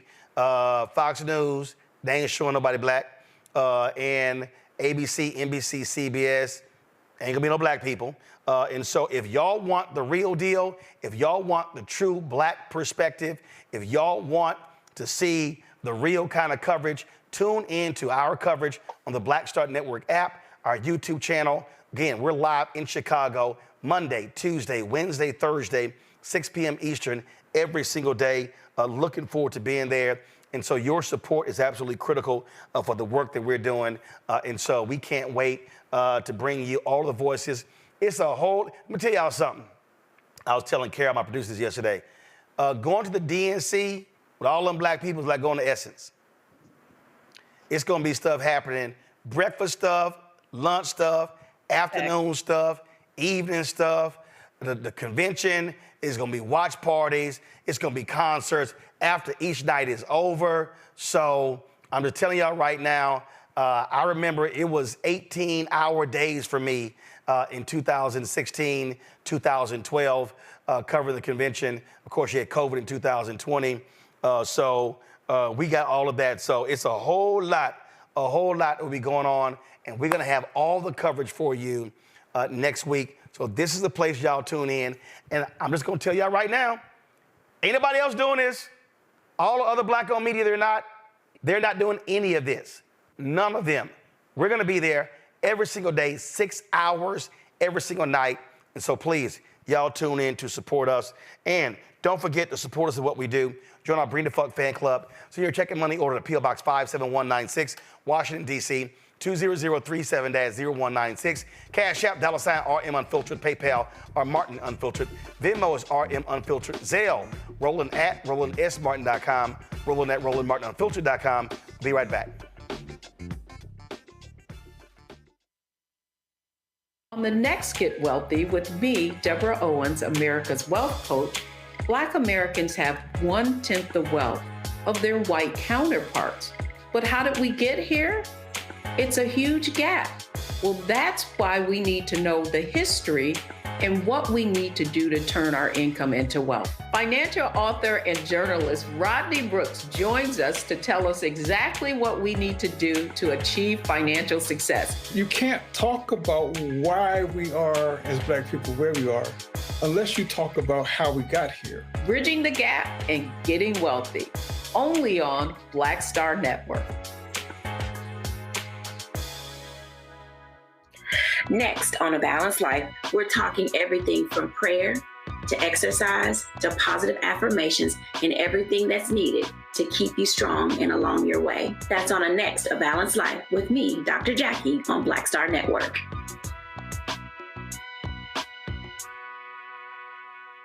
Hi, everybody. I'm Kim Coles. Hey, I'm Donnie Simpson. Yo, it's your man Deion Cole from Blackish, and you watch Roland Martin, Unfiltered.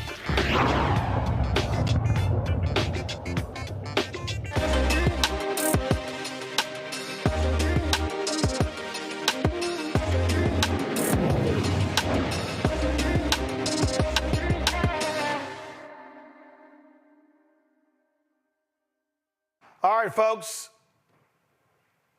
Time for our marketplace segment. Kimberly Gray is a tech entrepreneur, patent owner, and CEO of UVI. Also, creator of the NSYNC feedback platform, which was created as an interactive survey that links to donations and provides real-time feedback for political campaigns. She joins us now from New York. So, Kimberly, explain this technology. Hi, Roland. Thanks so much for having me today. Yes, I'm Kimberly Gray. I'm the CEO of UVI. We are a New York City-based software company providing communication and data solutions for organizations in the public and private sector. And our software platform, NSYNC, is a video-enabled, one of the first ever video-enabled survey apps that instantly allow organizations to communicate with their audience in real time. So what does that mean? Video testimonials with transcription, with AI insights, and it can easily be accessed by QR codes that go to an online survey platform. So we've been working with organizations to really help them understand what people are thinking in the moment, in their thoughts in the moment. And now more than ever, we need real-time engagement tools to understand what the people are thinking, what your customers are thinking in real time. Okay, so how does that work politically? So what are you actually surveying? What are you trying to find out in real time? Everything anybody would want to know about this election. And just to be clear, we do surveys for private sector organizations, companies like Hearst, working with them on supplier diversity, working with higher education and the city of New York. We're based in New York City. We're an MWBE certified vendor. But for this election, you know, especially in these battleground states, so many people want to know in real time, what are people thinking? So how does that work? So for instance, okay, fine. You got 7 battleground states. So do you have do you have 20,000, 30,000 people in each one of those states who you're regularly going back to survey? Is it broken down by demographic? And so in terms of, so how many people are you reaching? Are you surveying? Are you going back to those people every week, each month? So explain that. Right. So that's something that we're building out now. We're based in New York City, so we've been working with local city council elections. So now I think, and that's why I'm here today, is to provide this platform as an opportunity for people to be able to get that feedback in real time. So yes, because it's so easily accessible, it can be deployed just in a link from your website, in an SMS. So if you want to know what people are thinking in real time, we can facilitate that digitally. Right, and right. So who is it, but I'm saying, who is it going to? So if you're a campaign, so like, do you have the database or is it their database? how does that work? So, for instance, I was talking to a major donor, and they were talking about there's a pollster who worked with the Obama campaign. So he has a grouping of 80,000 people who he polls and surveys every single month. And that's broken down, it's nationally, it's broken down by state, it's broken down by zip code. And so that's what I'm asking. You have the technology piece, but in terms of how do you reach those people? Right. Do you have that grouping, or is that what a campaign has? Yeah, so we can provide that for the campaign. So another reason that I'm here today is to provide these services for the campaign. So what it will enable you to do is to create the survey. In the back end of our cloud-based platform, you can access all of the responses. Everything's intake only, which is really important because you don't have to worry about disseminating any messaging and worry about people, presenting a lot of the things you deal with comments that you can't control. So this is a very controlled environment that allows you to, in real time, see the responses of people. And from those responses, we take transcriptions and tags for different keywords. So if people are very concerned about, let's say, the Supreme Court decision and the next potential nominees, they can talk about that. If they want to talk about abortion rights, they can talk about that. Because our system allows you with transcription to tag all of these keywords. And it's super simple, it's super interactive. And unlike watching the news or a broadcast, you can actually put your voice out there in real time, have those videos that can be shared on other platforms as well. So what political campaigns have y'all done this for up to now? Right. So we recently created one for the Harris-Walz campaign, which I would love to have presented at the upcoming DNC, because again, we're the only platform that actually allows the people to talk about what they're thinking in the moment. So imagine, and we do a lot of events, right? We've done tech events. So scanning this QR code in real time, you can actually, provide this information to the campaign directly because they're the ones who will be able to see the responses.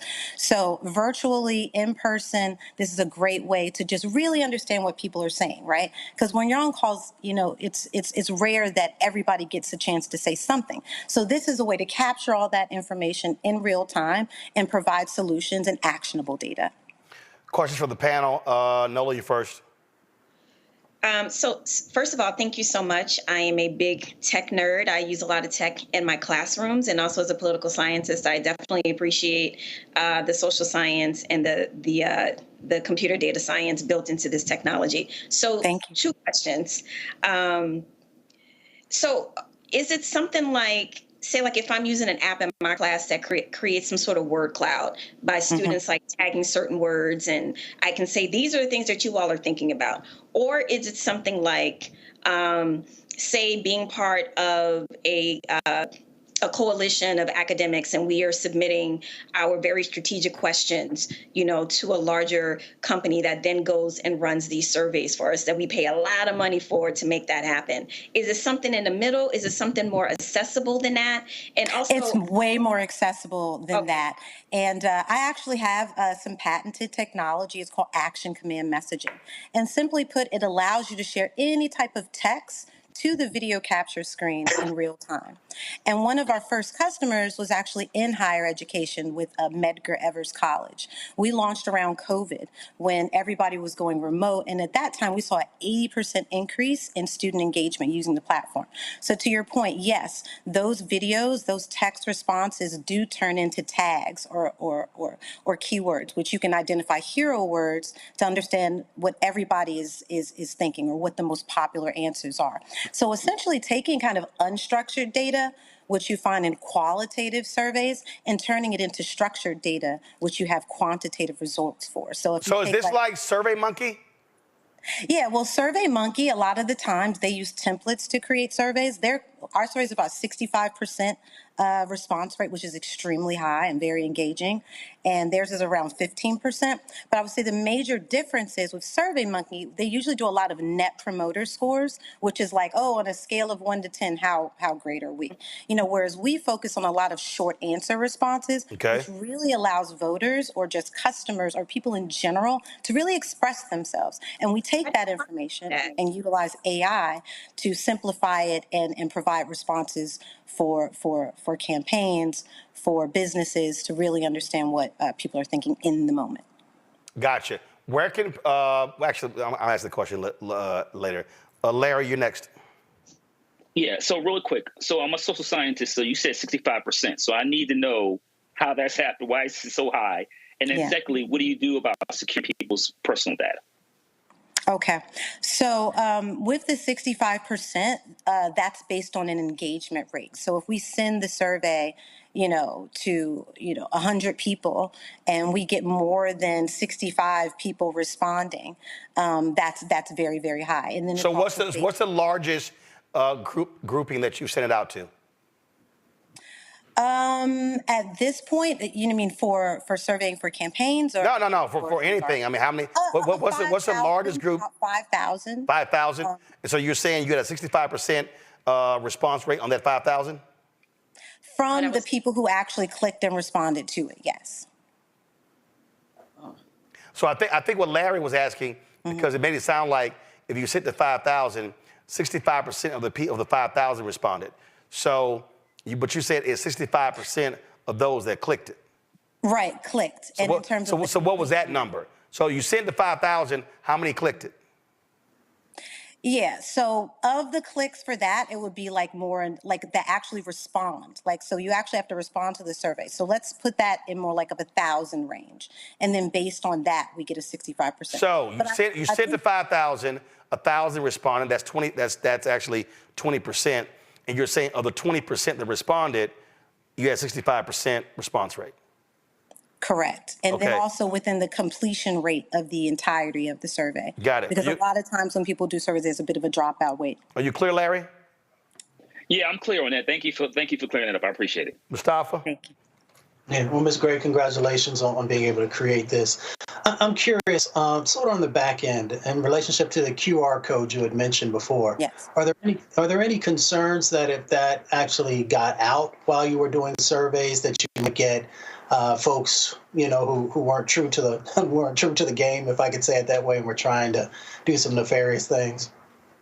Yeah, I mean, I think we limit that a lot because it's intake only. So on the back end, all of the responses are in an admin portal, right? So, the organization that we're deploying the survey for, they have access to those responses, all of the videos, all the transcriptions, user data. You can also respond anonymously with a text response as well. But we haven't had any security issues as yet. And this isn't, because it's not public facing, everything's intake only. It's a much more efficient way to really get, honest and true data, and not things that are just, people are just trying to show off or make an impression. So this is a new technology. We've been utilizing it in the government sector, working with city agencies here in New York and mostly with higher ed.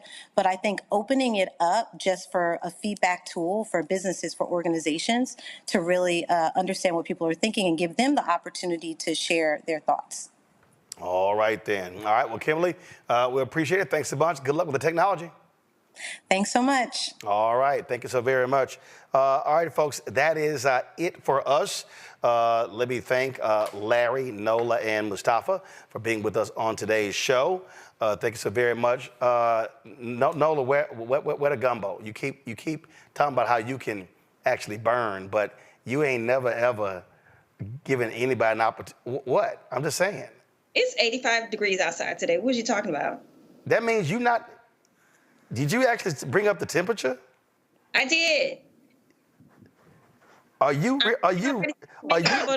really from Louisiana? Boy, bye.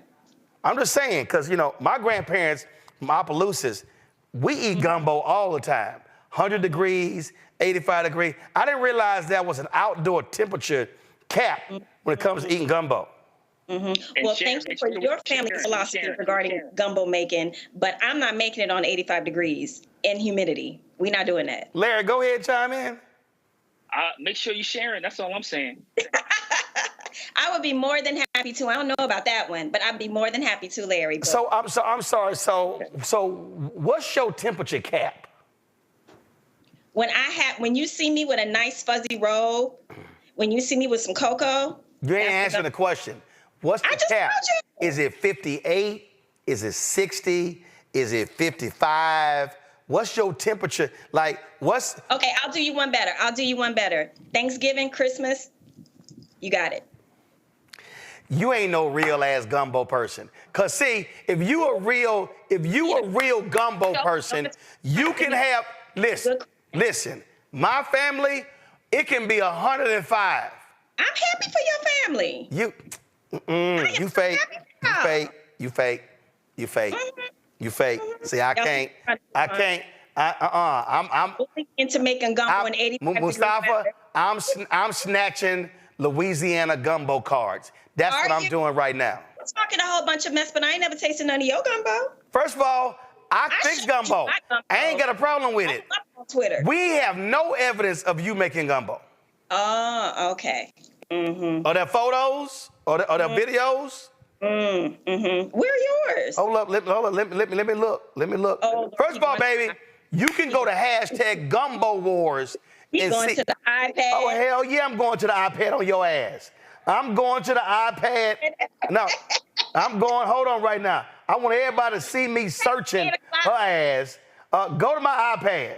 So y'all see, I'm on her Twitter feed. Now I'm clicking media. Okay, and we see you smiling, family photos. We see that photo, some kids, some books. Yes. Lord have mercy, I don't see no gumbo. It was Christmas last year when I called you out. I don't see no. When I called you out. I don't see no. It was Christmas. Look, I'm scrolling. Y'all, I'm already in July. Let me keep going. I don't see nothing. Matter of fact, I don't see no food at all. I mean, I don't see. Lord have mercy. Hold up, what was that? Was that some food? What the hell was that? Some breadsticks? What? I see a fan. No, hell no, that was a fan. That was an African fan. She ain't got no. I mean, I don't. Leave me alone. I'm waiting for my daddy to send me a text because I know my daddy said she ain't real. We do gumbo any time of the year. All you temperature control Negroes. The only thing that you are some temperature control Negroes. The only thing I eat 24/7 is red beans and rice on Mondays. That's 24/7. Your ass you only eat red beans and rice on Mondays? You about to start on a New Orleans menu. We're not about to do that. What the hell is wrong with Tuesday, Wednesday, Thursday, Friday, Saturday, Sunday? Monday is our red beans and rice day. Mr. Know-It-All. I just can't believe we ain't come across not now, nothing. I mean, you talk a lot. Two other guests here. Why are you picking on me? You talk a lot of trash. You start with me. You talk a lot of. Let me go ahead and stand up. Let me see. See if you pull up. See, let me go ahead and educate you on something right now.